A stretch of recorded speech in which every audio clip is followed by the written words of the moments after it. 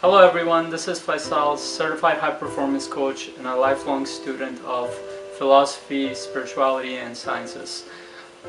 Before I begin this episode, I want to take the time to thank everyone who showed their love and support for my Facebook page. And if you haven't checked it out yet, please click on the link below and make sure you like the page so you can receive inspirational and educational posts on a daily basis. The main focus of my channel is going to be personal development, transformation, and empowerment. I will also be covering topics such as environmental influences, childhood experiences, and relationships. In this episode, I want to talk about conscious living. What is conscious living and how does it affect your life? And I will also be covering a few tips on how to start living consciously. Conscious living is a way of life that directs your thoughts and actions so you can live a life based on your happiness, passion, and purpose. It is a way of life that empowers you to be self-sufficient and also work and live with others in a harmonious way. In other words, your happiness does not rely on your circumstances, on your environment, or the actions of others. You take responsibility for your actions, happiness, and direction in life. One of the most detrimental ways that we look at life is we focus on the things that we cannot change. Focus on our circumstances, the people that we're dealing with, and our environment that might be negative sometimes. But there are things that you can focus on that you can amplify within yourself that will bring a tremendous amount of change in the positive direction in your life. So then conscious living becomes a life where you can focus on the things that you can change so that you can empower yourself to live a life full of happiness and purpose. So we have to learn to understand how we operate and what are some of the things that we can do to amplify certain qualities in ourselves that will take us in a positive direction. That's conscious living. Now, where do we start? Conscious living always starts with self-love and care. Now, self-love and care are completely tied into each other. Self-love means your complete acceptance of yourself, your positive and negative qualities, your strengths and weaknesses. So we have to learn to accept ourselves completely. We have to let go of the judgment that we have against ourselves. There's a reason for how you are, what you think, and what you do. And you can sit here and fight and reject who you are, or you can learn to accept yourself completely and move on to focus on the qualities that are more beneficial to you. And when you learn to focus on those qualities, the negative aspects of you lose power to the positive aspects of you. Now, this takes us to taking care of ourselves. How do we take care of ourselves? Now, many people are only aware of the physical aspect of our body, but our body in reality is multidimensional in nature, which means that there are three aspects to our body. There's the mental body, which is connected to our thoughts, conscious and subconscious. There's the physical body, which is the matter that makes up our body. And there's the emotional body, which is connected to your emotions and feelings. Now, you have to keep in mind that each of these topics will need their own episode to explain in detail, but I'll cover the basics of these three aspects of your body and we'll take it from there. The first way you can take care of your body is getting nutritional food, and that means that the food that you eat has to consist of 70 to 80% vegetables. If you eat meat, that can't be more than 20-30%. Try to add as much of raw vegetables and fruit in your diet.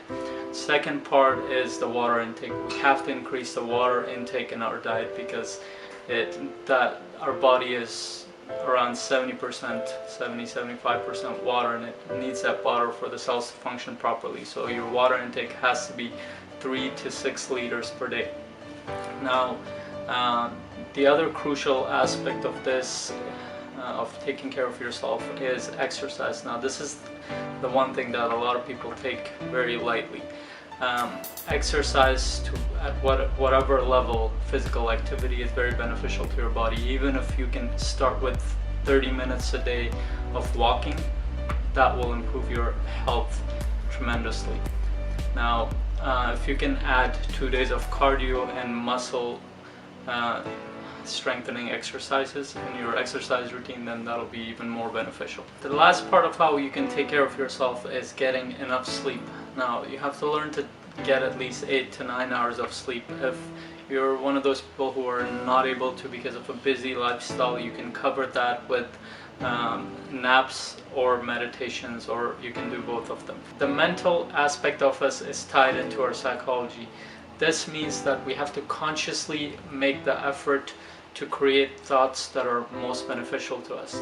Now, how do we know a thought is beneficial to us? If a thought feels good, positive, and productive, then those thoughts are beneficial to us.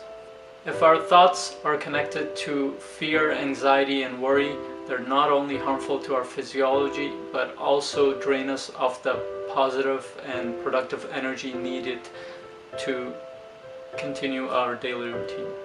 Now, we have to understand that our mind is a habitual mind. This means that we have developed a negative pattern of thinking for many, many years. And to get out of that pattern, we have to create a new pattern. Now, for that, we have to consciously start thinking positive thoughts, but this won't be easy at first, but over time, if we're consistent with it, there will be a new pattern formed, and it will slowly fade away the old pattern, and the positive pattern of thinking becomes your normal way of thinking. Finally, the emotional body.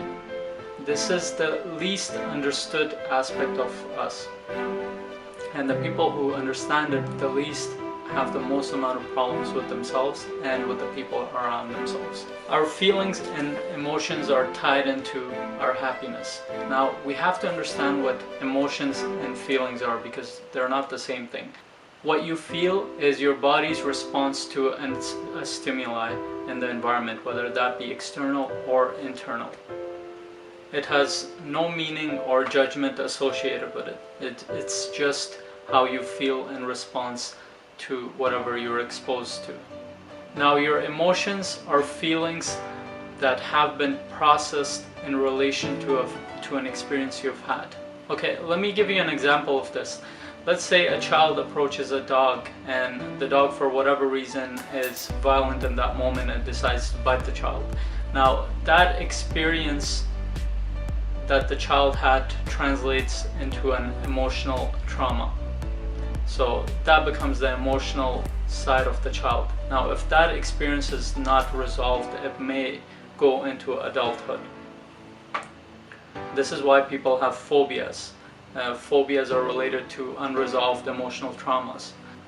Now, as human beings, we face emotional traumas or one form or another throughout our lives. We're not given the tools to deal with these emotional traumas, so oftentimes they carry on into our adulthood. Therefore, to be in touch with your feelings and emotions is the best thing you can do for your emotional body. Now, how do we do this? One simple thing you can do is be aware of your reactions to situations. It is probably one of the easiest ways to understand and be aware of where your emotional traumas are. And the more you're aware of those traumas, the more they lose power to your awareness. So whenever you have a reaction to people, to circumstances, or to something that comes out as irrational to you, it is likely that it is tied to an emotional trauma. So the more you're aware of that, the more you will be able to resolve it.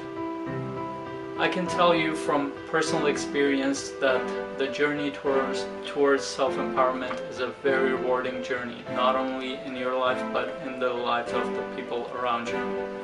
You cannot control the people and the circumstances around you, but you can be a force of inspiration to the people around you. This will not only make your personal life better, but it will also change your environment in ways that you cannot imagine right now. To summarize, in order to live consciously, we have to learn to take charge of our life. Now, in order to do that, you have to learn to self-love and care. In order to be self-loving, you have to accept yourself completely without judgment. You have to learn to accept the negative and positive aspects of yourself and slowly move on to focusing on the qualities that are the most beneficial to you. In order to live consciously, we have to learn to take care of 3 aspects of our body. Those 3 being your mental body, physical body, and emotional body. There's a lot more to conscious living, but we have to start somewhere. Good luck on your journey. If you have any questions, please post them in the comments section below. And if you want me to talk about a specific topic, please post that below in the comments section as well, and I'll make sure to bring it up in later episodes. If you liked that episode, you can do 2 things. 1, you can subscribe to my channel so I can send you more training videos. 2, you can click on the button below to opt in to my newsletter so I can send you more training and newsletters in the future. Have a great day.